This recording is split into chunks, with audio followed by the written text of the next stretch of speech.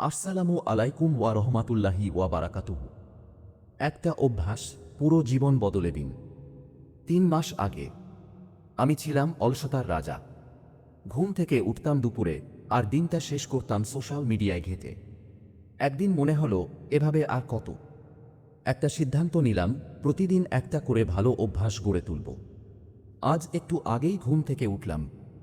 কাল 10 মিনিট বই পড়লাম, পরশু 5 মিনিট হাঁটলাম।